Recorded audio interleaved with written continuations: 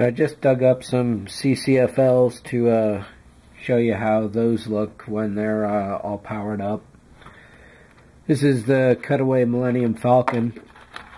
I've got 2 tubes back here. I may only need 1, but for the moment I'm keeping the 2 in here. And as you can see, I had to trim down the cube here at this end, and then I removed it entirely from this one. I'm keeping it in the plastic because it's a lot safer that way. 2 of these are just about as tall as the hull itself, so it works out pretty well in that regard. So I've got the transformer. In order to fit it, do I have the deck here? Right, so in order to fit it underneath this spot here, I had to remove the outer casing of the transformer. Now, I'm probably going to take all this foil out of here because foil is conductive and I want to minimize that as much as I can. So I've already got the positive lead plugged in here, so let's see if the brightness here tweaks out the camera settings at all. So I'll just pull this one out here. I can't quite remove it from its tube, but as you can see, it's pretty bright. It's very distinct. The video is probably going to blur out a lot of the blue, but basically there's just a single line down the middle that's almost white, and then it gets bluer from there. This is one of the second or third models I bought getting back into modeling, and what I did not do is paint the inside black, which you'll see now when I put the cover on, that you can kind of see through parts of the hull here and there. And doing a single black coating first before you do everything else is the way to go in that regard. So yeah, on the video it's looking really blown out, and it's not quite so. It's much more of a subtle though very strong effect in person. That gap back there is of course being able to see all the way through.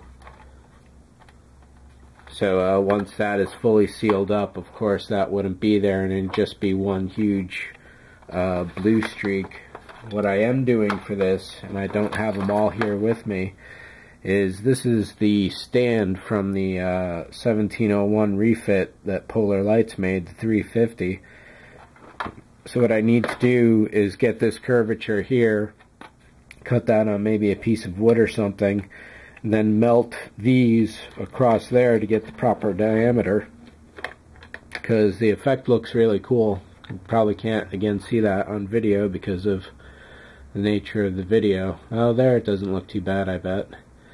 It's giving you the idea at least. It takes 3 of these to go up fully, and this is what was actual reason behind me buying a second kit, was so that I would have 3 and then 1 spare to mess around with. So I've got some other ones here. When you're dealing with these transformers, always unplug them before you do everything else. They're really delicate, they blow out easy, and they're also pumping a lot of major power through them too, and you don't want to touch that. So you've seen the blue, so let's pull out a red one, and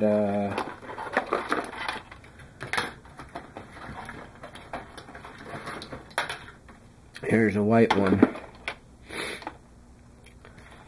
So as I say, these transformers are really touchy, and this is one of only 2 or 3 that I have left. I've got more than a dozen tubes hanging around, but no spare transformers to use them with.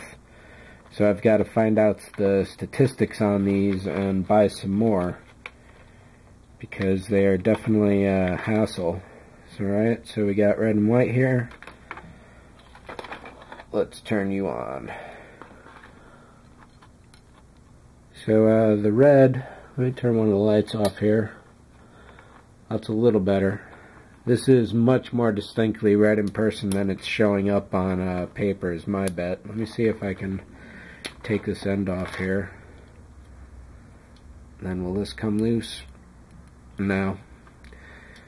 If you do take these out, and I do have one that I can show you that is taken out, of course you may even be able to see the wire in there jittering. That wire is carrying over 1,000 volts with it, so you do not want to touch it. However, if you got like a 6-inch version of this, then if you use that as a lightsaber, these things look really good for miniatures, and I bet there's probably a Darth Vader or the other guy, Darth Sidious, that would work for that. And the white here, as you can see, is exceptionally brilliant. There's no way to understate the amount of light this is putting off in person. It may look blue on the video, but this is distinctly white and pure. So let's take a look at the UV. I think is the only other one I've got here, and I already have that set up in a particular application. So if you'll indulge me a moment here while I swap these out, and I bring a refit nacelle up.